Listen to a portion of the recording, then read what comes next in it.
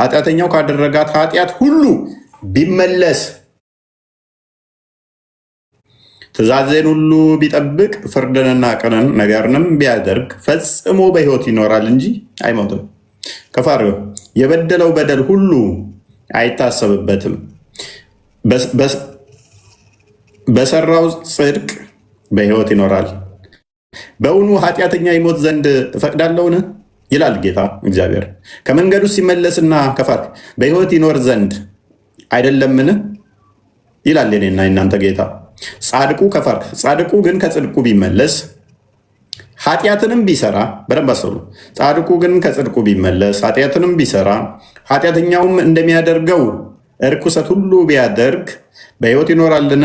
የሰራት የጽድቅ ሁሉ አትታሰብለትም። ባደረገው አመፅና ብስራት ኃጢአት በዚያች ይሞታል። እናንተ ግን የጌታ መንገድ የቀናች አይደለችም ትላላችሁ። የእስራኤል ቤት ሆይ እንግዲህ ስሙ፣ በውኑ መንገዴ የቀናች አይደለችምን? ይልቅስ እናንተ መንገድ ያልቀናች አይደለችምን? እያለ ይቀጥላል። ስለዚህ ጻድቁ ከጽድቁ ቢመለስ ኃጢአትን ቢሰራ በዚያን ጊዜ ቢሞት እርሱ ባደረገው በደል ኦኬ፣ ከፍ አድርገው።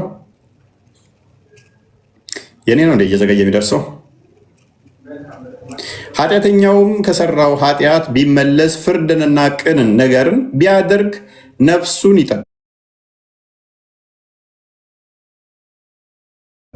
ይቀጥላል። ስለዚህ ጻድቁ በጽድቁ ቀጥሎ መጨረሻ ላይ ክደት ውስጥ ከገባና በክደት የሚሞት ከሆነ ተጠያቂ ነው።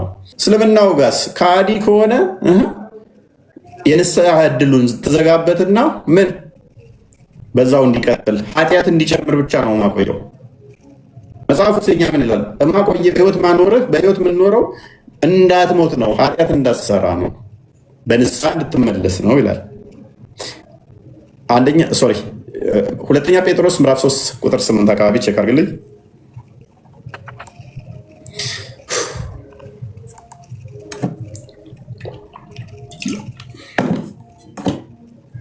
ሁለተኛ ጴጥሮስ አልኩህ እኮ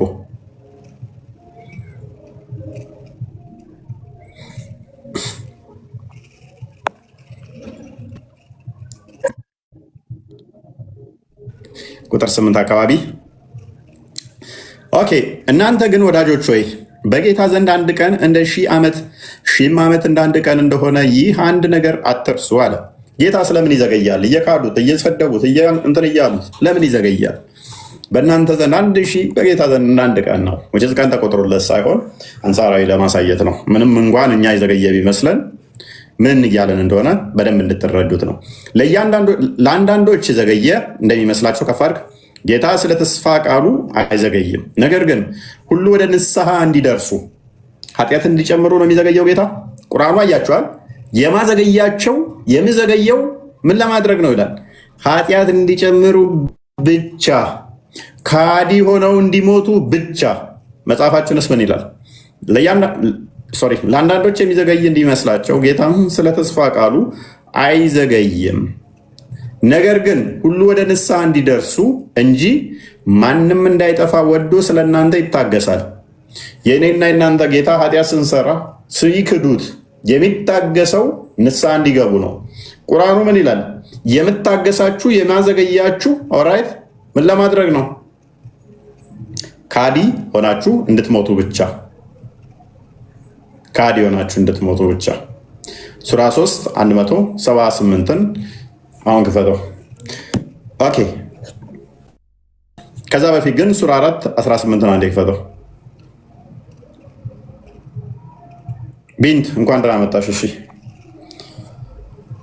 ሳይሆን ማለት ነው ኃጢአት እንዲጨምርላቸው ሳይሆን አይኖቻቸው እስከሚፈጥ ነው የሚለው ገባክ? ያኔ እስከሚሞቱ ድረስ ነው ዝም ብላቸው እንጂ ኃጢአት እስኪጨምሩ ድረስ የሚል የለም። ገባክ? ገብቼው ይቆራሉ። አይኖቻቸው እስኪፈጥ ድረስ ነው እንጂ ኃጢአት እስኪጨምሩ ድረስ የሚል የለውም። አሁን የከፈትከው የቁርአን አንቀጽ አይኖቻቸው ወደ ነው ይፈጣው ታሽል አይኖቻቸው እስኪፈጣ እስከሚሞቱ ድረስ እንጂ እስከዛ ነው እንጂ ዝም ቢላቸው እንጂ ኃጢአት እስከሚጨምሩ የሚል የለም።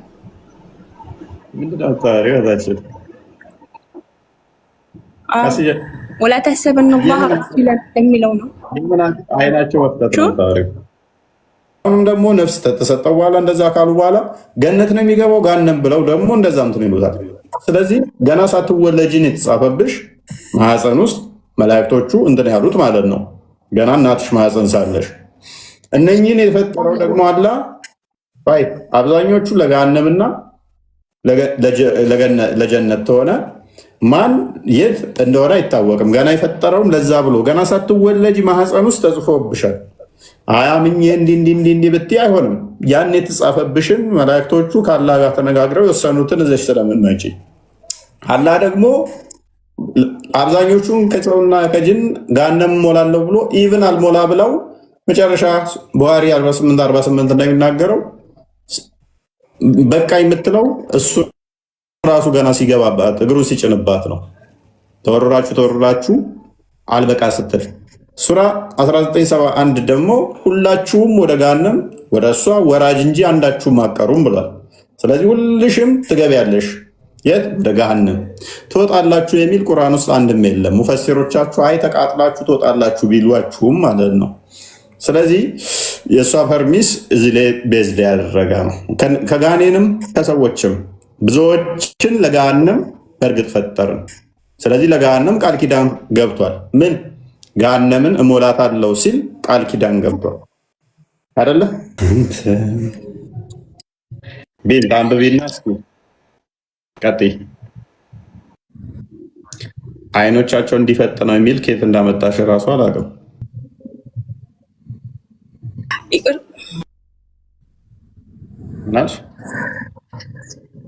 ወጣች